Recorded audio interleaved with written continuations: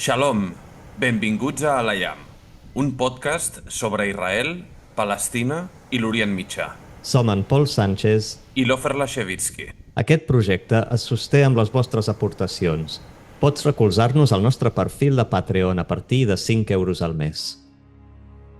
Comencem! Avui parlarem de les suposades negociacions d'alto el foc entre els Estats Units i l'Iran, de la divergència d'objectius entre Washington i Jerusalem i entrevistem a Estrella Lasri sobre la presència d'homes armats a hospitals de la Franja de Gaza. Shalom, Boker Tov, Pol, allà on et trobis, on et trobes. Boker Tov, Ofer. Em trobo a la Universitat de Pàdova, una de les universitats més antigues del món. I fins Sí. aquí la meva ubicació aquesta setmana. És part de la gira internacional de l'IAM, un projecte paral·lel a l'IAM On the Road. No, això és part de la meva vida personal, que també n'he d'intentar tenir, tot i que, com veieu, no oblidem mai gravar el podcast divendres, encara que estigui de parranda. El teu company agraeix el teu compromís, allà on siguis. A l'IAM toca cada divendres. Cosetes que ja em sorprenen quan llegeixo la introducció de l'IAM, perquè diem suposades negociacions, per tant, perquè no sabem ben bé com qualificar ja el que està passant. Per cert, Pol, a un mes, es compleix un mes demà, dia Sí. 28, de 4 l'inici setmanes, oi? 4 setmanes. Sí. I 4 més de setmanes nous... d'una operació que se'ns va dir que duraria entre 4 i 6 setmanes, per tant, ja hem arribat a les 4, a veure si, a veure si complim això dels 6. Es van dient tantes coses que ens té absolutament marejats, desconcertats, esgotats, tristos també, però així és la vida que ens han dictat els estimats líders a l'Orient Mitjà. Així és la realitat. Tenim, temes a comentar i una entrevista també que valdrà molt la pena, però Pol, abans de ficar-nos en matèria, fer un announcement, no? Un anunci d'un Alayam Live, un acte del podcast en directe que farem. Vam aplaçar l'anterior convocatòria per temes logístics, no el podem poder fer, i l'hem reagendat, i en aquest cas portant una convidada de luxe, Angie Cohen, investigadora del CSIC a Madrid i experta en qüestions jueves de la modernitat, amb el focus posat amb el món mizrahi sefardita. Per De cert, Angie fet, Cohen... veterans de la IAM potser la recordaran, va ser una de les nostres primeres entrevistades en un dels nostres primers episodis, quan aquest podcast tenia un format molt diferent. Molt diferent. En castellà el podeu trobar a l'Spotify o al YouTube, si el busqueu a la Yama Angie Cohen, ara no recordo bé el títol, però bé, una brillant investigadora acadèmica i bona amiga amb la qual tenim molt en comú el referent dels desafiaments que pateixen, que patim, pares i alumnes jueus al sistema educatiu a l'estat espanyol des del 7 d'octubre de 2023. Hi han inputs molt interessants a debatre. També convidem altres pares o no pares, vull dir, qui sigui, qui tingui experiències relacionades amb aquest tema, seran més que benvinguts doncs, a venir i a participar, perquè al final és el que volem, anar fent comunitat. Per tant, recordeu, dimarts 14 d'abril a les 6 de la tarda a la Casa Dret, l'acte ja està penjat al web de Mosaica i l'anirem anunciant a les nostres xarxes socials els propers dies. Per tant, us animem a venir. Marqueu en vermell a l'agenda perquè aquestes coses valen la pena i ens donen la vida. Sí. Aquest, per cert, serà un contingut gratuït. Els directes no sempre són gratuïts. A vegades també els posem com a contingut exclusiu per a subscriptors. Per tant, aprofito també per fer una crida a que si us agrada la IAM i voleu més contingut a la IAM, penseu subscriure-us al Patreon, perquè de tant en tant pugem contingut addicional. Molt bé, bona falca, Pol. Estats Units i l'Iran, suposades negociacions. Ens endinsem a la matèria gris, no? No sé com... Està Trump negociant sol, com va dir aquell general iranià? És que entre uns i altres els titulars són surrealistes. Què passa? Què passa? Què passa? Que el president Donald Trump, el president dels Estats Units, va anunciar aquesta setmana l'inici de negociacions, diu ell, per un alto el foc amb l'Iran, destacant, entre cometes, un regal molt gran de Teheran, possiblement fent referència al pas segur de 8 petroliers carregats a través de l'estret d'Hormuz. Trump va presentar un pla de 15 punts, un pla de pau, a través del Pakistan, on exigia el desmantellament del programa nuclear iranià, la fi de l'enriquiment d'urani, el cessament del programa de míssils balístics, la reducció del finançament als aliats regionals i el control nord-americà sobre l'estret d'Hormuz. Oficialment, l'Iran nega rotundament qualsevol negociació directa amb els Estats Units i el seu ministre d'Exteriors, Abbas Araghchi, afirma directament no hi ha negociacions amb l'enemic. Tanmateix, fonts no oficials indiquen que hi ha converses mitjançant intermediaris i que Teheran exigeix una fi permanent de la guerra, garanties fermes per evitar noves hostilitats, compensacions pels danys i, evidentment, el control iranià de l'estret d'Hormuz que inclogui un sistema de peatges. Déu-n'hi-do. Aquesta discrepància complica els esforços diplomàtics mentre els Estats Units despleguen més tropes i sospesen la possibilitat d'una invasió terrestre per pressionar l'Iran en les negociacions. Ahir, Pol, van sortir detalls d'aquesta possible invasió que s'estaria preparant i que inclou capturar illes claus a l'estret d'Hormuz. Ara després et llegiré 4 punts que ahir em vaig mirar per escriure a aquest respecte. Però d'entrada dir-te que el que sabem és que no sabem res, no? Bàsicament perquè, clar, Trump et diu una cosa i la contrària pràcticament al mateix dia. Es diu que aturarà els bombardejos sobre infraestructures energètiques claus durant 5 dies. Després l'Iran emet senyals de que no vol fer cas de les negociacions perquè les demandes maximalistes no tenen res a veure entre un bàndol i l'altre. I, mentrestant, la guerra continua amb tota la seva intensitat. No sé tu, quan has anat llegint, escoltant coses aquesta setmana, si t'has sentit igual o més marejat que jo. Sí, m'he sentit bastant com quan s'apropava el final de la guerra de l'any passat amb l'Iran, en què les hostilitats sobre el terreny continuaven de ple. Israel estava encara a mitja estratègia, per així dir-ho, i quan Trump va tenir prou, va començar a anunciar que estaven tenint lloc converses d'alto al foc, negociacions, no era veritat, però ell ho anava dient, i quan la realitat no s'ajustava a les seves paraules, directament va sortir a increpar a Israel i bueno, els va humiliar públicament a Israel aquell dia que va demanar que Mhm, tornessin els avions que just havien sortit per anar a fer una nova tanda de bombardejos sobre Iran i els va dir "turn those planes back" i així es va acabar la guerra a cop de mhm. tuit. Per tant, el Trump té com la seva paraula canviar la realitat. És a dir, ell sembla que tingui... Saps allò que diuen del papa, la infal·libilitat papal? Que pel fet de que el papa digui una cosa ha de ser veritat perquè és el papa? Doncs amb Trump és una mica així que quan ell decideix que s'ha acabat la guerra, ell va dient s'ha acabat la guerra i espera que el món s'adapti a la seva voluntat. Què passa? Que s'ha trobat amb un rival formidable que no s'està doblegant a la seva versió de la realitat, que és aquest Iran, que ho hem comentat en les darreres setmanes. Està resistint molt bé aquesta ofensiva israeliano-americana i té tota la pinta que sortiran enfortits. Quina... Sentir això que dius tu, que són els fets, no és una consideració. És tan trist per tot, per totes les parts, però aquesta és la realitat que estem Sí. constatant i ara Sobretot, defensar sobretot per la població iraniana, en primer lloc. perquè pensa que si surt el règim enfortit serà un règim dracònic, és a dir, I ara penso, molt més violent cap a la pròpia població, igual que va passar amb l'Iraq després de la Guerra del Golf. Això és una saps, comparació que ja està flotant bastant per l'ambient.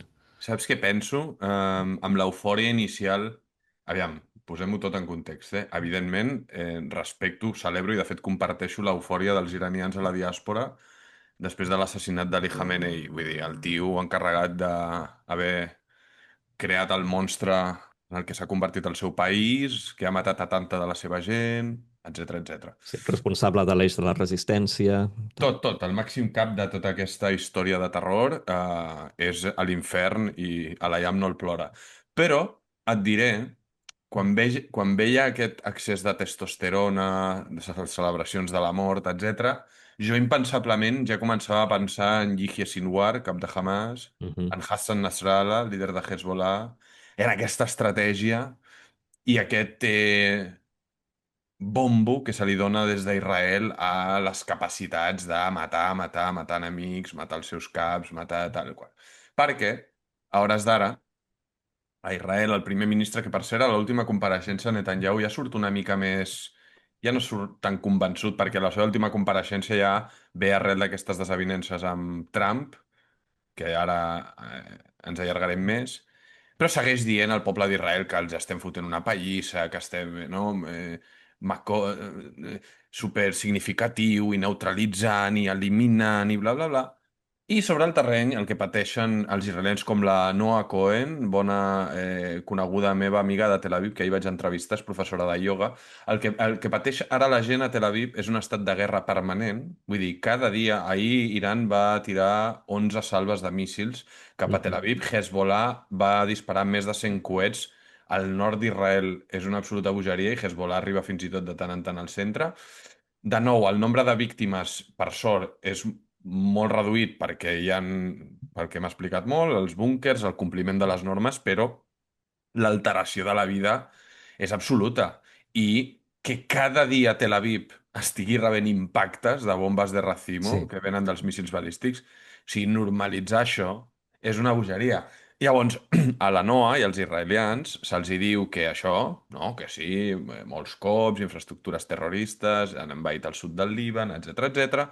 Però la realitat és que la població civil, el Oref a Israel, està absolutament desgastat, la vida porta parada un cop més durant un mes ja, negocis d'autònoms estan, vull dir, col·lapsant, com és el Mhm. cas del seu estudi de ioga, perquè la gent no va a fer ioga i la gent ja està cancel·lant les Evidentment. subscripcions. Eh, I clar, això amb la foto de victòria total costa molt, no?, de constatar sobre el terreny. I amb això em vinc al que estava dient, no?, inicialment, que al principi, els primers compassos de la guerra, per aquests cops tan simbòlics i tan forts, molta gent a la diàspora iraniana i entre la població d'Israel i la gent que recolza que aquest règim iranià ha d'acabar, ho veien com una qüestió de the end is coming, no? I un mes després, Pol, constatem que és tot el contrari.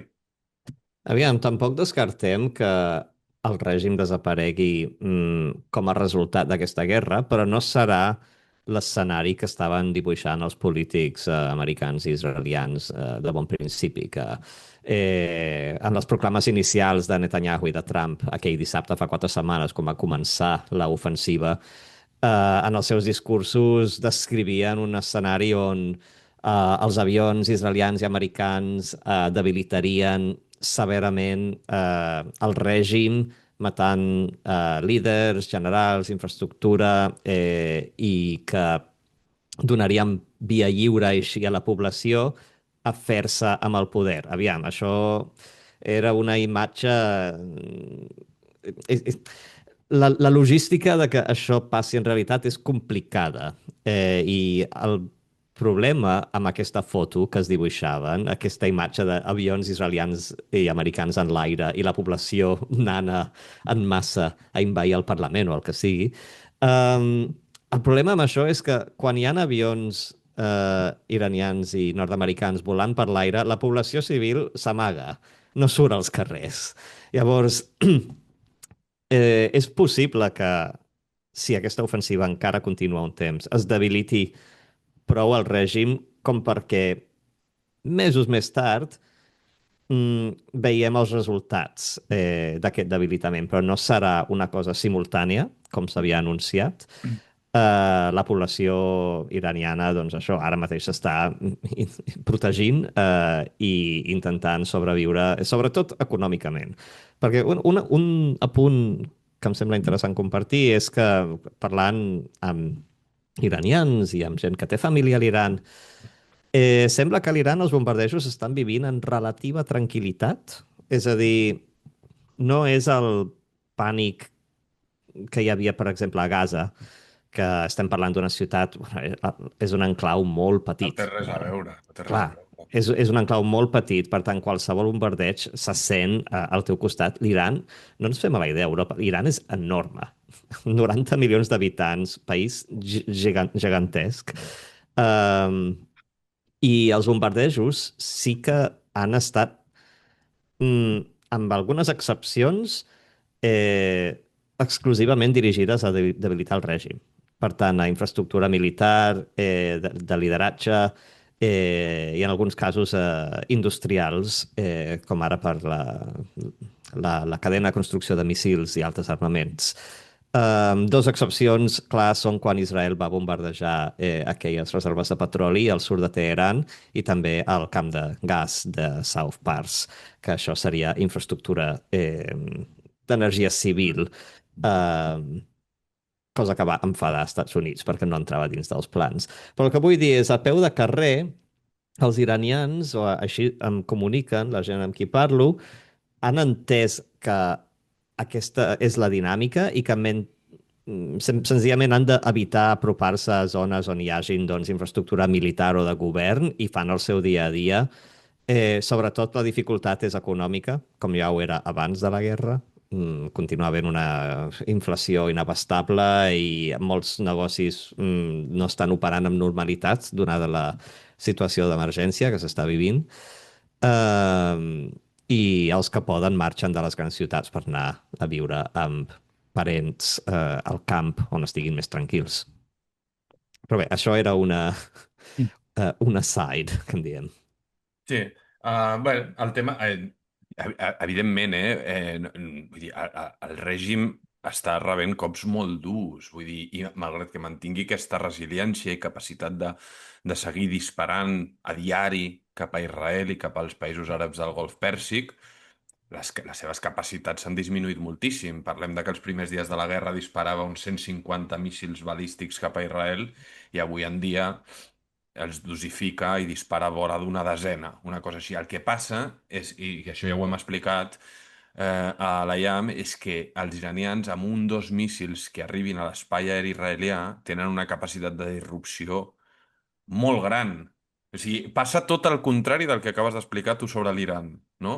Que Israel al final és un territori minúscul Correcte. que encara que no impacti aquell míssil ni causi cap dany físic ni tal, la disrupció ja la crea, i el que és més important, Pol, és que, malauradament, la majoria de míssils actualment que arriben a Israel sí que estan fent mal, No, perquè molts són... saps que és un bon matís aquest, sobretot pels nostres oients internacionals. Realment aquesta guerra s'està vivint, està afectant molt més a la població civil israeliana que no pas a la Sí, iraniana, en aquest sentit. És possible que, de fet, fent números així ràpids, sí, hauran mort més civils iranians, però quan penses en l'impacte col·lectiu que està tenint, doncs això, en el dia a dia, en la capacitat de treballar, doncs, de dormir, o fins i tot si parlem de ferits, és més greu a Israel. sí, sí. És que Mira, dies com ahir, Pol, que jo estava seguint per escriure la meva crònica diària i tal, ostres, un mort i una desena de ferits a Nahariya per un impacte de Hezbollah, impactes a Tel Aviv, impactes a Kfar Qassem, que és un poble àrab al centre d'Israel. Eh, Vull dir, repercussions Mhm. a tot arreu del país. Tu sents ara les entrevistes als canals de ràdio, televisió dels residents del nord d'Israel i és per tallar-te Home, és que l'espina. els residents del nord d'Israel es pensaven que Hezbollah estava acabat. No s'ho pensaven ells, és el que els hi van dir, eh? Correcte, no, clar, clar, clar. Els És, polítics els hi van dir que ja està, ja no hi ha amenaça al nord. Recordem que tota la gent del nord d'Israel, que són desenes de milers de persones, durant la guerra a inici del 8 d'octubre del 23, quan Hezbollah es va unir a l'atac de Hamas un dia després i tal i qual, Israel va desallotjar tota aquesta franja de la frontera amb el Líban. Estem parlant d'unes 80.000 persones, entre els quals bons amics nostres, van estar Mhm. desallotjats més d'un any, un any i pico, fins que al novembre del 2024, després dels cops molt durs que dona Israel a Hezbollah, es firma una treva amb mediació internacional i en aquell moment Netanyahu li diu al poble d'Israel que Hezbollah, l'amenaça està continguda, bueno, a anys vista, no? I clar, de nou, presumim del múscul militar i d'intel·ligència, que és obvi la pallissa que se li dona a Hezbollah no, l'operació dels Vipers, etc, amb l'assassinat de Nasrallah i amb els cops durs a la seva organització, però es menysté una cosa que és el que està passant ara sobre el terreny. Recordem que el que s'ha ordenat aquesta setmana per part del ministre de Defensa israelià Israel Katz és l'ocupació permanent de tot el sud del Líban fins al riu Litani. Vull dir, que és reproduir l'escenari, Pol, de la primera ocupació del Líban a l'any 1982, la Sí, primera guerra sí, sí. del Líban, on van participar desenes de milers de soldats israelians durant generacions i generacions i va ser un absolut trauma nacional per Israel, perquè és la... Jo la comptaria, Pol, corregeix-me si m'equivoco, com la primera guerra d'Israel en què no guanya. O diria, o Sí, potser que perd fins i tot, perquè, clar, sí, les sí. anteriors guerres són guerres o De llançades supervivència. preventivament, com els 6 dies del 67, o imposades pels els estats enemics veïns, etc., però on les clares victòries militars d'Israel es tradueixen També en... eren guerres de supervivència, és a dir, que el que s'hi jugava Israel era la continuïtat de l'Estat, per tant, havien de Correcte. guanyar.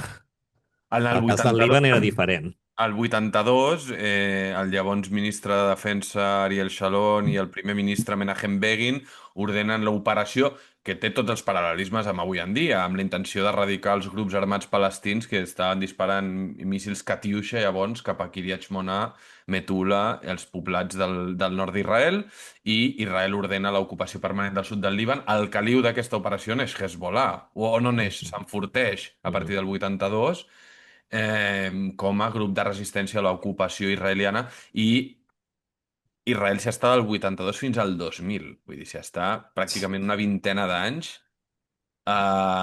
i al final es veu forçat a retirar-se unilateralment perquè és insostenible mantenir ocupat un territori d'un estat veí enemic on hi ha forces a nivell intern que suposaran a la teva presència.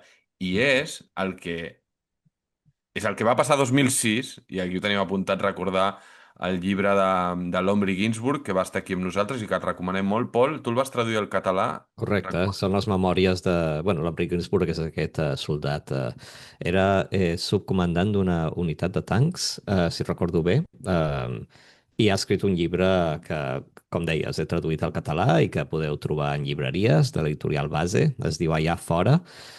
Està molt bé el llibre, i no ho dic perquè Molt. l'hagi traduït jo ni No, no, res, que està l'Omri ens molt. cau molt bé, és un crac, ha escrit unes memòries molt sinceres, molt dures, i parla del posttrauma que hi arrossega després d'haver participat en aquesta Segona Guerra al Líban, i Sí, el realment descriu 2006.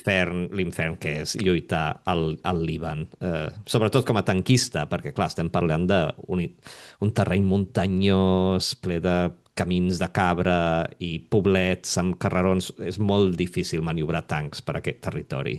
Clar, no és la Franja de Gaza. I això parla de la guerra del 2006, on Israel i Hezbollah es llancen una nova guerra.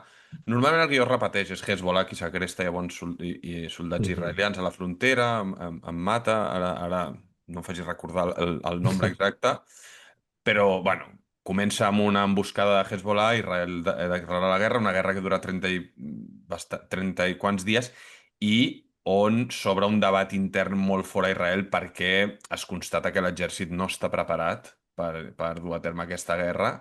Hi han baixes molt importants a les files de l'exèrcit israelià.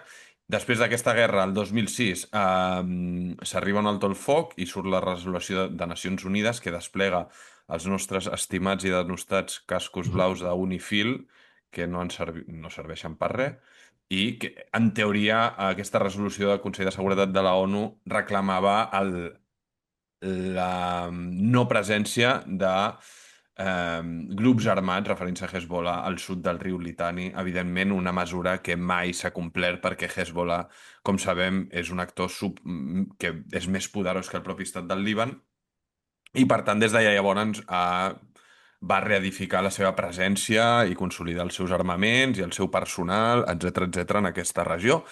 I és on, ara mentre parlem, Pol, tornen a estar desplegats milers de reservistes israelians Mhm. amb la premissa de donar el cop definitiu, el cop de gràcia a Hezbollah, bueno, Una altra vegada.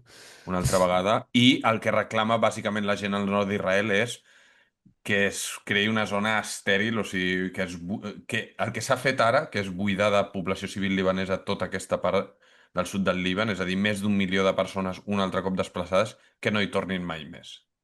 Sí. Lo qual Bueno, i de sembla... fet ha sortit ja el flamant ministre de Finances Bezalel Smotrich, líder del moviment Color, parlant de que la nova frontera nord d'Israel hauria de ser el riu Litani i damunt crear assentaments al sud del Líban. Em sembla poc probable, però sí que el sentiment aquest d'estar fart de Hezbollah és molt palpable. Ara, diferències amb guerres anteriors, la postura del govern libanès és bastant diferent aquest cop. Hem vist Han expulsat... aquesta setmana, sí, el Líban ha expulsat l'enviat especial de l'Iran. Home, que per cert, un altre Mojtaba Amani, es deia. No, Mojtaba era l'anterior, això. No sé com es diu el nou, però aquest nou el van enviar com a substitut després de que el Mojtaba Amani fos ferit en la famosa operació dels Vipers. Recordem Vipers que només portaven gent en la cadena de comandància de Hezbollah i aquest era l'enviat especial de l'Iran, confirmant el que bé, tothom ja sabia, no era un secret tampoc que Hezbollah està finançat per l'Iran, però I mostra respon, una no? mica aquest estat dins de l'estat que ha creat l'Iran al Líban, realment destruint el país, com hem dit abans. Mhm. Uh, A més coses, aviam, no, malgrat tot el que dius, bueno, digues. no, un apunt i llavors potser no Vale. sé si et volies fotre amb el tema de la divergència d'estratègies, que és el que hauríem de tocar. Sí, sí. Només dir-te, que ara que estàvem parlant dels soldats i l'exèrcit, i ho hem comentat abans, ahir surt en en una reacció absolutament impensable, i més en el moment en què ens trobem, surt Eyal Zamir, que és el comandant en cap, Sí. el boss de l'exèrcit israelià, i diu bàsicament que l'exèrcit israelià està a punt de col·lapsar amb un Però, missatge d'urgència cap a l'estament polític dient-los, mentre vosaltres que sou uns criminals, això ho dic jo, no ho diu ell, esteu fent de nou, allargant la llei per mantenir l'exempció als ultraortodoxos perquè no es reclutin a Tzal i perquè així els partits ultraortodoxos segueixin votant a Netanyahu mentre vosaltres seguiu, no sé què més els hi retreia, els nostres reservistes, que són gent, si jo fos a Israel, jo estaria ara mateix al Líban, probablement, som gent, pares, autònoms, tal. Els reservistes porten 300, 400, 500, 600 dies mobilitzats en els darrers gairebé 3 anys, amb un cost brutal. I és que falta, no hi ha mà d'obra per mantenir una ocupació al sud del Líban, Cisjordània, amb una absoluta bogeria, una guerra a bueno, i l'Iran, ara la guerra amb l'Iran, tropa, clar. tropes regulars a Gaza. Hi ha un... Sí. Recordes? Franja de Gaza és un territori... I clar, Se'n parlava i, molt fa temps.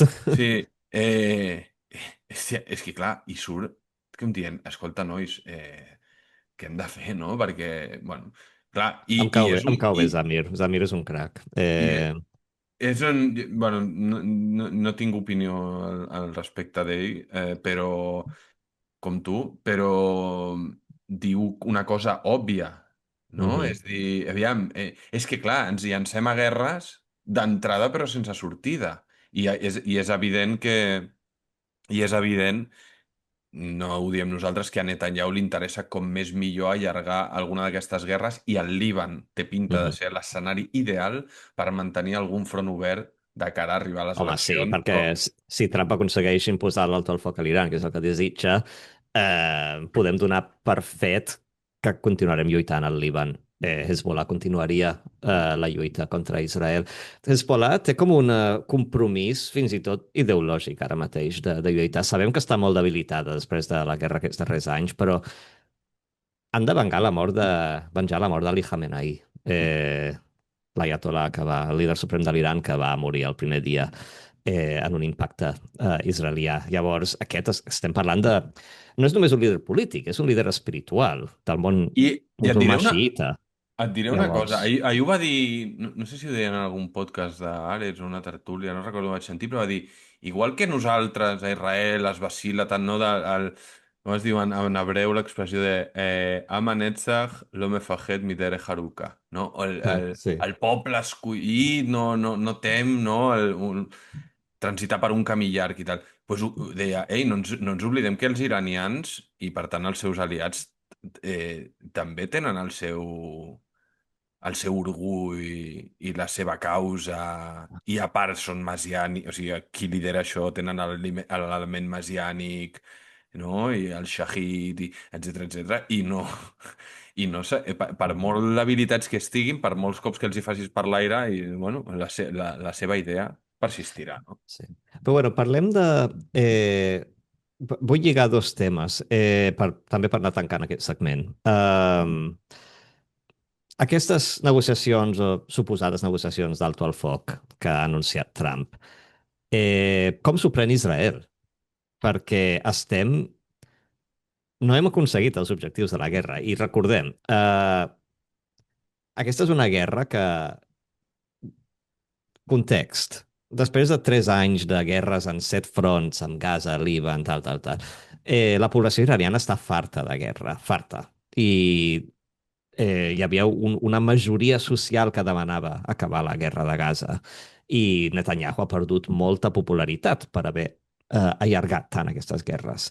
Ara bé, aquesta guerra a l'Iran compta amb el suport majoritari de la població israeliana. Més d'un 90% de la població, quan va començar la guerra, deia que estava d'acord. I mira, just aquest matí he rebut un mail de l'Israel Democracy Institute, que és aquesta organització que fa enquestes a la població civil israeliana, preguntant ara, després de 4 setmanes, quin suport hi ha entre la població per continuar la guerra. I veiem que ha baixat el número, evidentment, la gent està, com hem dit, molt alterada i afectada, però encara estem parlant de prop d'un 80% de la població jueva que està a favor de continuar aquesta lluita. També els pregunten quant creus que Israel o la societat israeliana podrà aguantar el cost de la guerra i un 50% contesta fins a un mes. Per tant, tampoc, tampoc ens flipem. Um, però, clar, llavors surt Trump. Recordem per què Israel dona suport a això. Israel, la població israeliana vol que s'acabi el règim dels ayatollahs a l'Iran. Perquè aquest règim, com hem dit, sota el lideratge d'Ali Khamenei i sota el lideratge del seu fill Mojtaba, serà el mateix i pitjor, eh, és és un règim que posa en amenaça constant l'estat d'Israel. És part de la seva estratègia política internacional. Una com assumir l'aïllament econòmic de la resta del món i oposar-se amb les armes a tota presència americana o americanitzant, occidentalitzant a la regió. Israel té molt clar que no poden continuar vivint a llarg plaç amb aquest veí. Aleshores, estem veient coses molt estranyes, com que Netanyahu, per exemple, dona suport a tot el que diu Trump últimament, perquè també sap que en el moment en què Trump digui que la guerra s'acaba, això s'acaba. Trump té tot el leverage, tota la pressió per dir-li a Israel què ha de fer. Eh, Llavors, podem imaginar que tot i no haver-se complert els objectius que va dir que aconseguirien, si Trump obliga Netanyahu a parar, ell haurà de parar. I jo em pregunto com afectarà després això a Netanyahu a les eleccions. Aquest és una de les grans incògnites. Ja que explicaves del leverage de Trump sobre Netanyahu, també una mica amb dos línies que crec que no requereix massa context, que és el que busquen o què afecten ara a uns i altres, quines prioritats hi han i què afecta la presa de decisions. Bàsicament a Trump el que li preocupa ara són les conseqüències que té aquesta guerra sobre els mercats energètics Mhm. globals. Sap que el continuament de l'encariment del preu del petroli, la inestabilitat, etc., li pot afectar, evidentment, a nivell domèstic de cara a unes properes eleccions de, com es diuen, midterms, no? De... Sí, els midterms. I també els seus negocis que té amb Ja, i també els negocis, evidentment, d'ell els i seus dels amics a seus Aràbia Saudita i tal. i de Sí. la gent afín, els seus amiguets a l'executiu, no? Com, bueno, el seu gendre, que no és membre de l'executiu, Jared Kushner, però Steve Witkoff, que és l'enviat a l'Orient Mitjà, que té bons negocis a Qatar i altres països, etc etc. Bueno, evidentment, no ho sé, crec que Trump se li ha girat Sí, sí, sí. No d'una s'esperava manera que això anés així. que no Està s'ho intentant esperava. controlar la situació. Sí, i ara va donant aquests bandazos que no saps cap a on portarà. I a Israel, Netanyahu, ara, bueno, Israel té un objectiu que va molt més enllà, que és, evidentment, El canvi de règim. el canvi de règim. Mhm. I, clar, Si això acaba sense un canvi de règim, haurà estat un fracàs absolut. clar, perquè hauràs portat a Netanyahu, bueno, a Israel a patir novament aquesta situació, aquest cataclisme, al viure un mes o un mes i pico aquesta realitat i l'endemà diràs què n'hem de, què n'hem de fer de tot això, no? Clar, sobretot si l'Iran, com està intentant, surt d'aquesta situació enfortit, i no només enfortit, sinó controlant l'Estret d'Hormuz, que sembla ser el que està demanant en les suposades negociacions imaginades o no que està tenint Trump amb ell mateix o no, qui sap. Però el que sí que sabem és que ja estan començant a cobrar per deixar passar alguns vaixells, per tant estan imposant de facto un sistema de peatges, cosa que volen mantenir, cosa que no agrada als països del Golf i fa que Emirats Àrabs, crec que ahir, hagi declarat que si hi ha ofensives continuades cap a l'Iran, s'unirien, posarien forces. Això encara té potencial de desbordar-se i de continuar, però el que vull dir és que l'Iran vol tenir el control sobre l'Estret d'Hormuz, vol sortir com a un jugador més enfortit, més potent a la zona, i no sabem com s'acaba això. En fi, tot, tot sigui perquè Trump pugui sortir i salvar els mobles, no? No sé. Bé, Pol, deixem enrere els temes d'actualitat, actualitat canviant i esbojarrada, i anem ara a entrar en profunditat en una qüestió que ens va quedar pendent i que, per sort, ara tenim el temps i la persona adequada per tractar. És un tema greu que ens va sobtar moltíssim, i és que a principis d'aquest any, 2026, l'organització Metges Sense Fronteres va suspendre tota activitat mèdica no essencial, deien, a l'Hospital Nasser, a Han Yunis, al sud de la Franja de Gaza, després que el personal de l'organització informés de la presència d'homes armats i emmascarats dins del centre, així com d'intimidacions a pacients, detencions i possibles moviments d'armes, deien. L'organització va insistir que els hospitals han de romandre espais civils neutrals i va afirmar que ja no podia garantir condicions segures per seguir operant. MSF no va identificar explícitament el grup implicat, tot i que el context, evidentment, apuntava a Hamas, que actualment segueix sent la força que governa la Franja de Gaza.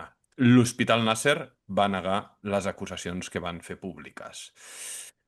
Pol, per aprofundir més en el tema, tenim el luxe de comptar avui amb nosaltres amb l'estrella Lasri, que és professional de salut pública, és extreballadora de Metges Sense Fronteres i actualment està al front del Departament d'ONGs de la Fundació EMET de lluita contra l'antisemitisme, aquí a Barcelona. Shalom, Lasri, estrella, Lasri, i benvinguda a Alaiam. Com estàs? Hola, moltes gràcies, Ofers. Bona tarda. Esperi, Bona tarda, bona tarda. Bona tarda, Estrella. Um, Ja t'ho havíem dit, Estrella, ens coneixem ja des de fa temps i aquest tema quan va sortir ens va sobtar i evidentment vam pensar en tu, donada l'experiència que tens, no? Havent treballat directament en aquest cas amb l'organització implicada, Metges Sense Fronteres. Tu has treballat a diversos llocs no? On hi ha crisis humanitàries, conflictes bèl·lics, etc etc. I jo et diré una anècdota que em ve al cap ara respecte a l'Hospital Nasser de Khan Yunis. Jo vaig estar poc abans de la treva final del setembre de l'any passat, jo vaig estar unes setmanes abans a Israel i estava al quibuts Niroz, on em vaig trobar amb la Karina, una de les supervivent dels atacs de Hamas del 7 d'octubre. Malauradament el seu marit va ser assassinat, ella va ser segrestada amb dos de les seves filles, una adolescent i una molt petita, i mentre es veiem des de dalt, des d'un petit monticle allà al quibuts, veiem Han Yunes, i ella m'explicava que justament en el seu captiveri ella va passar part del temps en l'hospital que esmenta aquest informe públic, no? És Estrella, un tema, un secret a veus que s'ha comentat, s'havia comentat molt fins i tot abans de la guerra, després de la massacre del 7 d'octubre i la guerra a Gaza, no? Ara és la pròpia organització qui ho fa públic després de que s'hagin conegut tants i tants testimonis com el que jo ara he recordat. Què vas sentir, Estrella, quan vas veure aquest comunitat? Com ho vas rebre? Quin era el primer sentiment? El primer sentiment és que és una mica tard per fer aquest tipus de declaració quan ja fa tant de temps que les organitzacions, tant MSF com altres organitzacions que treballen a Gaza, saben que aquesta és la situació. No? No, fa més de 20 anys que MSF està treballant dintre de la franja de Gaza i jo no he treballat mai dins perquè per temes de seguretat normalment no, envien pocs o cap no, perquè n'hi ha, però pocs jueus a treballar dintre de Gaza. Però sí, per amics que havien vist coses, havien vist no només parts de l'hospital, dels hospitals a les quals no es podia accedir, ni homes emmascarats ni homes vestits amb uniforme, sinó també execucions a fora de l'hospital, directament. I és una cosa que sempre s'ha sabut, la gent que treballa a MSF no en parla gaire, però és una mena de secret a veus. I un compromís que s'accepta dintre d'un context com el que com és Gaza, que no s'accepta en altres llocs. Aquí és on està la diferència. Si aquest mateix,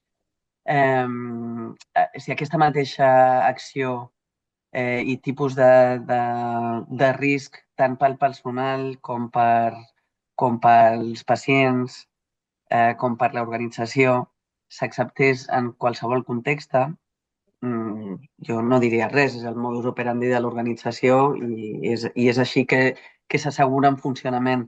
Però en el moment que es fa una diferència en un context en comparació a d'altres, llavors sí que crec que és important, que hauria haver estat important parlar-ne abans i no s'ha parlat en cap moment. En Suposo el, que això és el que m'interessaria entendre millor. Què és el que fa Metges Sense Fronteres de forma diferent en altres contextos, potser de conflicte o de règims autocràtics com són o era el de Hamas? Perquè entenc, per una banda, la voluntat, diguem, de Metges Sense Fronteres de oferir serveis mèdics a aquells que els necessiten, el jurament hipocràtic, i que, per tant, per haver de fer això en una zona com la Franja de Gaza, necessites el vistiplau del govern de torn, que en aquest cas és aquest grup armat i violent, que és Hamas. Però segurament hi ha altres contextos, potser a certes zones de l'Àfrica, on passen situacions similars. Llavors, què és diferent a Gaza en l'operativa de Metges Sense Fronteres? En altres països vols dir que l'organització s'hi negaria a actuar? Pues probablement sí, perquè estaria posant en qüestió i a risc el principi de neutralitat i d'imparcialitat. I llavors, en el moment en què tu ets tan... Metges Sense Fronteres té dos objectius.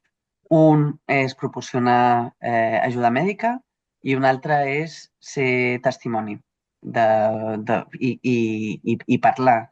El que diuen témoignage, no? El MSF es va crear per un grup que eren tant... Hi havia metges i hi havia periodistes.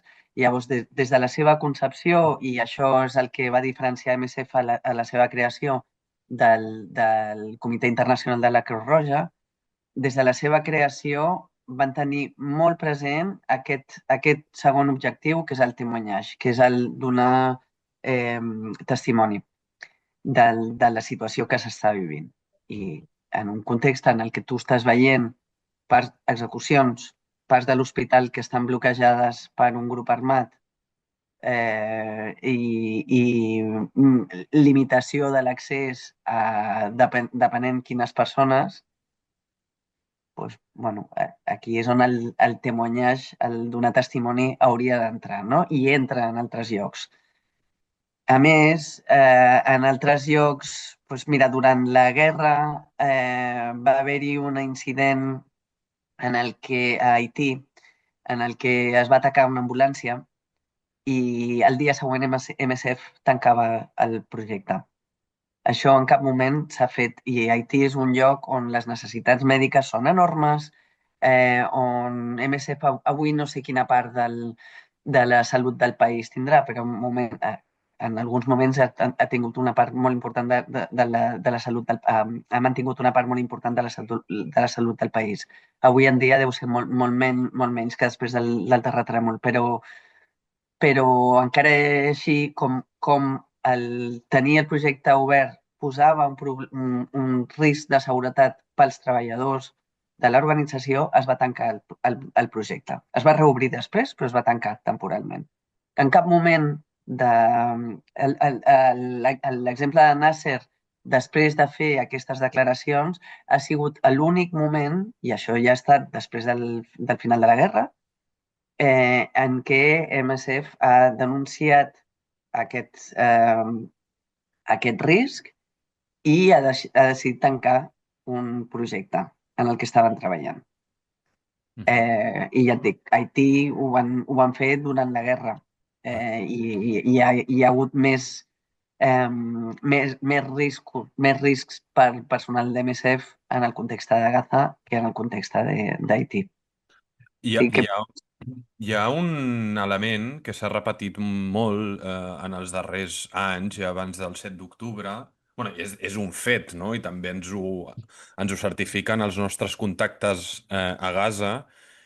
I és que Hamas pràcticament ho infiltra tot, no? I això inclou també les organitzacions humanitàries, especialment parlem en primer lloc de la UNRWA, que és l'Agència pels Refugiats Palestins de les Nacions Unides, com vam veure que alguns membres amb sou, professors, metges, etc., van participar directament a la matança del 7 d'octubre, no sé si són 12 o 13 persones, i més enllà d'això, és un mantra que s'ha repetit, hem sentit, i jo també des de fons, des de dintre de Gaza, és quelcom que m'havien explicat ja anteriors guerres, el 2014, per exemple, no? Llavors, m'agafo el que deies tu, Estrella, al principi, que dius, bueno, aquest comunicat ve tard, no? I m'agradaria una mica aprofundir en el per què d'això. A veure si tu veus més per aquesta coacció, infiltració, no? Per part de Hamas, que és una entitat que ho controla tot, o si també hi ha consideres tu potser que hi ha certa connivència ideològica perquè també, no sé si parlant amb tu en converses, amb altra gent d'organitzacions humanitàries, sí que m'han expressat molta queixa al respecte d'una atmosfera evidentment molt hostil, molt antiisraeliana i fins i tot en alguns casos gent m'ha dit antijueva, no? No sé, en aquesta balança com ho veus tu? bueno, diverses coses, perquè, Teniu temps? Tranquil·la, tranquil·la. És interessant. Tu, explaya't. A veure, la primera part, abans de res, perquè crec que és important per posar-nos en situació. MSF en cap lloc, això sí que és, pràcticament en cap lloc es fa una recerca en profunditat dels antecedents o els contactes fora de la feina que tenen el personal. Això, bueno, jo ho he dit a Israel també, ho he dit a l'organització, és una cosa que no, es fa fins a un determinat lloc. Igual que quan tu i jo anem a demanar una feina, doncs ens mirarem el que fem en el nostre temps lliure, pues si és molt evident i si està molt per xarxes socials i tot això. Si no, no aniran més en profunditat i no hi van.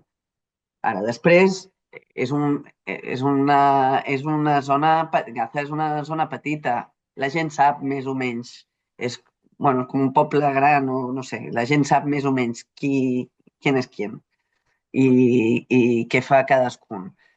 Però també hi ha un interès, per exemple, en tenir gent de tots els que comulguen a diferents llocs, perquè així tens un nivell de protecció i això es fa, per exemple, també en llocs on quan treballes en zones amb diferents grups ètnics o en diferents grups polítics o diferents bandes, com passa a Haití, per exemple, t'interessa tenir gent una mica de tot perquè, et serveix per tenir informació, i la informació és una manera de tenir aquesta seguretat, i dos, és una manera també de demostrar la teva imparcialitat i de poder donar accés a tothom als serveis mèdics. Llavors, això crec que és important deixar-ho clar. Això ho fan a Sudan i jo què sé, a Myanmar, i ho fan a tot arreu. Vale? Aquesta és la manera de treballar. Llavors, que hi hagi gent que sigui membres de Hamas amb més o menys nivell de Hamas, segur que sí. Estan a Gaza, hi ha 2 milions de persones, tampoc és que tinguin... No hi ha més, has d'agafar, si vols gent qualificada, segur que agafaràs gent que treballa també amb Hamas directament. Després està tot el tema el que controla Hamas directament i el que controla Hamas indirectament, que bueno, no deixa de ser un grup terrorista, encara que aquí sigui una formació política també. O sigui que bueno, el nivell de control i de por que hi ha és equiparable a un govern autocràtic, no?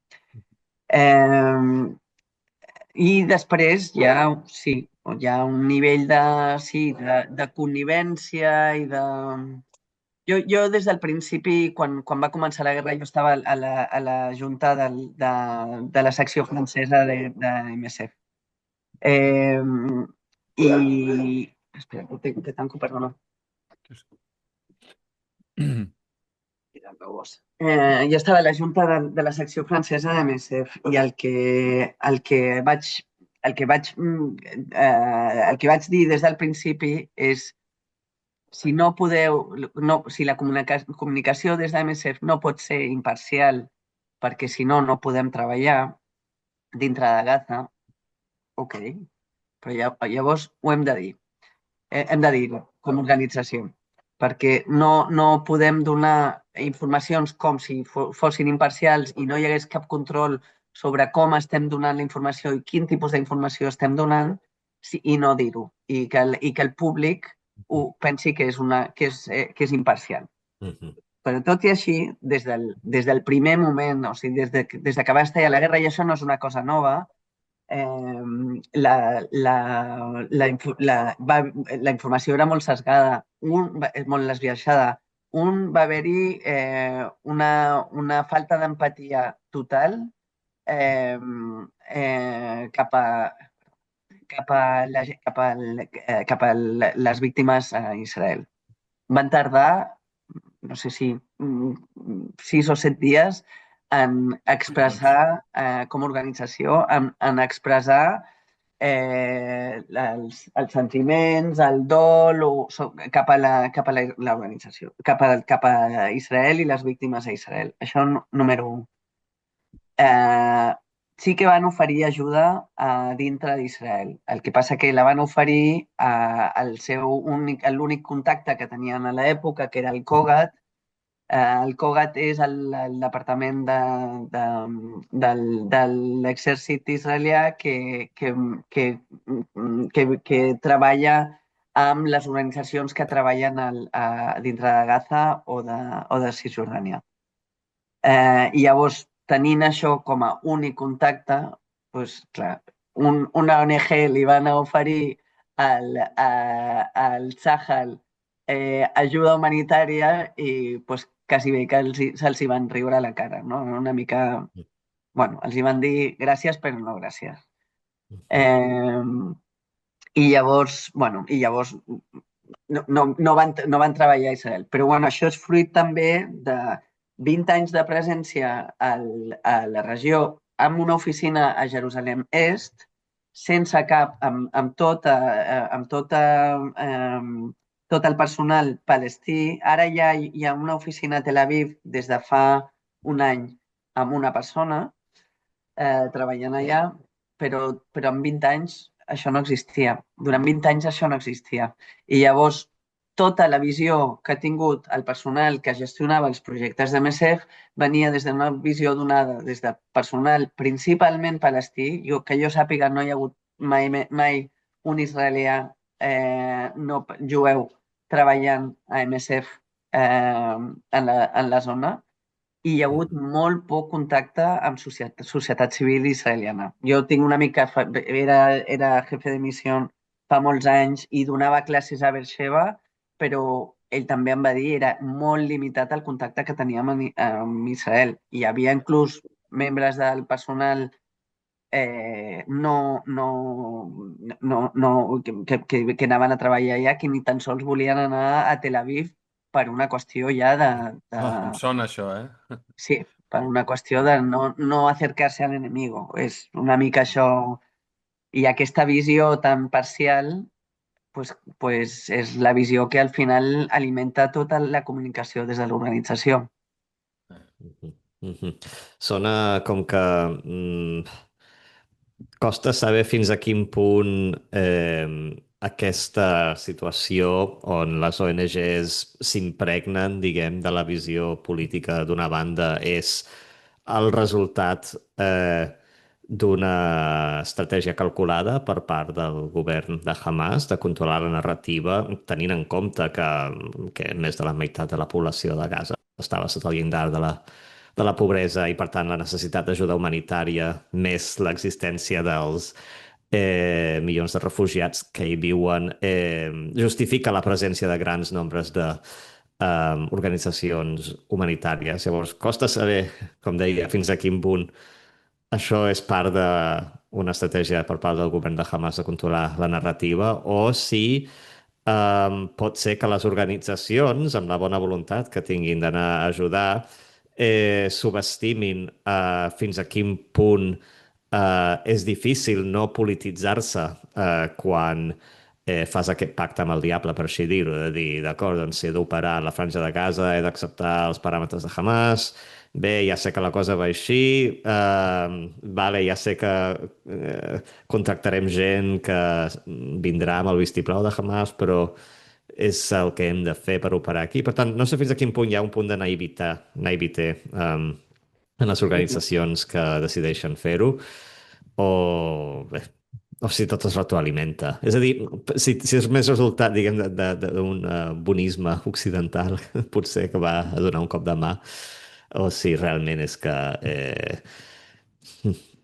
A veure, jo crec que hi ha una component de bonisme, però hi ha una component de narrativa totalment influenciada s'ajunta molt amb tota la narrativa de colonització de l'ajuda, i llavors han ficat a Israel dintre d'aquesta força colonitzadora, una zona més petita que Catalunya, però bueno, jo què sé, doncs sembla ser que és una força colonitzadora de l'Orient Mitjà. Eh, però la majoria de gent que fan aquestes narratives no han estat mai, ni a Israel ni a Gaza. I els que han estat, doncs, és una narrativa molt dirigida, no? Hi ha molt, molt, molt, molt d'odi. Hi ha un nivell d'odi que jo no he vist mai a l'organització amb cap altre tema. O sigui, Clar. tu parles dels Janjaweed de Sudan, parles inclús del genocidi a Ruanda, i no hi ha aquest nivell d'odi que ja ha vist quan es parla d'Israel. A més, tothom té una opinió. Coneguis o no coneguis el conflicte, tothom té una opinió i parla sense, sense, sense cap coneixement més en profunditat ni de la història ni del que és avui. Et dic dintre de l'organització, eh? I el que no es posa la que fia, i bueno, això és bastant habitual. És una cosa, a veure, jo en la guerra del 2014 també vaig parlar dintre de l'organització perquè no, la narrativa era demanem a Israel que faci un alto al foc. I era com, a veure, és una guerra. Hi ha dos parts que estan lluitant. Si demaneu un alto al foc, l'heu de demanar dels dos costats, si no és molt imparcial. Un alto al foc es pacta. Claro, un alto al foc no, clar, no hi hauria guerra si només fos un costat contra l'altre, no? O no sé com es diria, no sé si es diria una guerra, no sé, bueno. Um, Estrella, ara sí que se'ns acabarà el temps per mirar de concloure la xerrada. Aviam, fórmules ideals no les tens tu, ni nosaltres, ni ningú per mirar de solucionar les coses, no? Però des d'Israel, l'actual govern ha emprès lleis, no? per prohibir l'activitat d'UNRWA, es protesta molt, no? Que aquest model de l'ajuda humanitària al poble palestí s'ha d'erradicar, s'ha de canviar, però d'altra banda som conscients de la realitat, no? La Franja de Gaza està absolutament arrasada per l'ofensiva israeliana, allà hi ha 2 milions de persones, pràcticament sense llocs on viure dignes, falta de tot, aliments, medicina, etc. Per tant, l'ajuda humanitària és imprescindible, urgent, a mig i llarg termini, lamentablement, no? Hi ha alguna a fer per establir un sistema millor o creus que reproduirem les mateixes errades i De tu? fet, complimentaré la pregunta de l'Ofer amb una dada, que és que un mes abans de que Metges Sense Fronteres publiqués aquest comunicat, el govern israelià va aprovar bueno, el que van anomenar una mesura de seguretat prohibint 37 ONGs operar a la Franja de Gaza i a Cisjordània si no complien amb uns requisits imposats pel govern, entre els quals estava declarar la llista de treballadors. I moltes ONGs no van voler complir amb això. Aquesta prohibició ja no està vigent. El Tribunal Suprem la va suspendre uns mesos després. Ara se l'estan estudiant, però ho llenço com a compliment a la pregunta de l'Ofer, és a dir, Israel sembla que també està barallant-se amb la forma ideal de com permetre que arribi l'ajuda humanitària a aquestes zones i és difícil trobar la forma de fer-ho. Sí, bueno, una que m'he oblidat abans i una cosa ara. Una cosa per ara d'això és... Bueno, és important de dir que el Tribunal Suprem d'Israel ha revocat aquesta decisió. O sigui, que és el Sí. mateix país que va prohibir a les ONGs d'entrar, i és el mateix sistema del país que ha permès a les ONGs de continuar treballant. Que això em sembla que és important.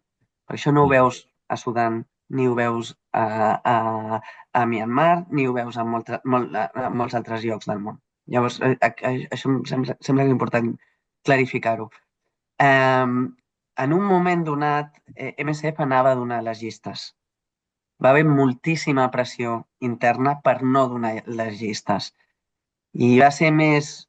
O sigui, ho dic perquè, com l'Ofer ha dit, és importantíssima i hi ha una clara necessitat d'ajuda humanitària i d'ajuda mèdica dintre de Gaza. La situació és horrorosa, però l'organització no ha marxat en cap moment malgrat els riscs clars contra el personal i contra els pacients, però en el moment d'haver de donar els noms, van decidir, per pressió interna, perquè ja estaven les llistes fetes, i van decidir per pressió interna no donar les llistes i deixar de treballar. Perquè això em sembla que són matisos que són importants, no? O el principal és la vida dels gazatís i proporcionar ajuda humanitària, o és la narrativa. I en aquest cas es veu molt clarament que és la narrativa, que no són les vides dels gazatís. I llavors, bueno, és important recalcar-ho. I volia dir una cosa que m'he oblidat abans, que és que al principi de la guerra va haver-hi una petició d'una oficina de MSF en la qual es demanava no parlar de les víctimes a Israel. Es demanava explícitament no parlar de les víctimes a Israel per no donar possibilitat a una empatia per gent seguidora de MSF. Bueno, ho deixo ja. Què podem fer i perquè no es repeteixi? Bueno, jo crec que la UNRWA és un despropòsit, per moltes raons. És un sistema, fa falta un sistema d'ajuda humanitària, però la UNRWA ha estat tan manipulada i ha ajudat tant a muntar una narrativa d'odi i no donar solucions per la pau, que no és el sistema. No és el sistema. A més de totes les irregularitats amb una agència dedicada només a refugiats d'una zona. Bueno, són moltes les irregularitats, però bueno. Només per dir-vos, hi ha països que tenen crisis de refugiats des de les mateixes èpoques i no tenen cap agència de refugiats. Els refugiats congolesos a Uganda doncs, tenen la via d'entrada i sortida, i se la coneixen com si fos el camí més normal i no tenen una agència de refugiats especials, és UNHCR. Bueno, i molts més refugiats que podríem parlar-ne, no? Quina és la solució? Pues jo crec que que es necessita crear una mena de diàleg, assegurar-se que dintre del que vindrà ara es crea es comença a construir a partir de l'entendiment i de la pau. I hi ha gent dels dos costats buscant aquest entendiment i aquí aquesta pau. No amb gent que perpetua una narrativa d'odi i que no aportarà cap solució. L'ajuda humanitària s'ha de fer arribar. Jo crec que hi ha una responsabilitat també dels països àrabs que s'haurien d'implicar d'una manera més directa i controlant la narrativa perquè sí que sigui una narrativa de construcció i no una narrativa de destrucció com hi ha hagut fins ara, no? Perquè ja hem vist, o sigui, la quantitat de diners que han entrat en aquests 20 anys des que ha estat Hamas liderant la franja de Gaza podrien ser similars a tota la reconstrucció d'un país sencer i no hi ha hagut cap reconstrucció, no hi ha infraestructures. També és molt estrany que amb una població de 2 milions d'habitants hi hagi 26 hospitals, no? Hi ha moltes coses que no concorden i que no... Quan et pares a mirar realment el mapa, per què s'ha muntat tot d'aquesta manera? Per què en cap moment s'ha denunciat el fet d'haver-hi aquests quilometratge de túnels per tota la franja de Gaza, quan tothom ho sabia? Jo crec que fa falta una... No, si continuem amb els mateixos actors sense fer un canvi radical de com s'ha de muntar l'ajuda a Gaza, continuarem perpetuant les mateixes coses i no donarem una solució. O sigui, que faria falta un canvi verdaderament amb la gent que està apoyant però sobretot amb els gazatís, que també estan liderant. Hi ha molta gent, no? Hi ha molta gent que... Vosaltres veu fer una entrevista a una noia, hi ha molta gent que té ganes de canviar i que té ganes de viure en pau. I llavors jo crec que és amb aquesta gent que s'ha de reconstruir, inclús l'ajuda humanitària, perquè deixi de ser ajuda humanitària i muntin un sistema de salut. No? No, i sobretot no passin, deixin de passar, no? Aquests fets que eren, no? Vox Populi, però que ara es fan palesos i que l'Estrella Lasri doncs, hem tingut el luxe, no? de sentir un testimoni de primera mà per explicar, no? la intrahistòria, no? I d'una realitat, dels greuges encara més que pateix el poble de Gaza, que recordem que parlem ara, estem a març del 26, i Hamas segueix sent la força dominant, malauradament, després de tota la tragèdia que ha viscut Gaza. En tot cas, Estrella, Todaraba, moltes gràcies per compartir el teu testimoni i la teva experiència amb nosaltres aquí a la IAM, i ho deixarem aquí per avui. Com sempre, a recordar-vos, si us agrada i considereu que és important el que fem, podeu recolzar-nos al Patreon de la IAM a partir de 5 euros al mes. I res, us desitjo Shabbat Shalom, Pol i Estrella, i ens escoltem, ens veiem la setmana vinent. Fins la propera. Shabbat Shalom, Esther. Adéu-siau. Shabbat Shalom i moltes gràcies a vosaltres pel que feu. És molt important. Gràcies. Merci. Gràcies. Ciao, ciao.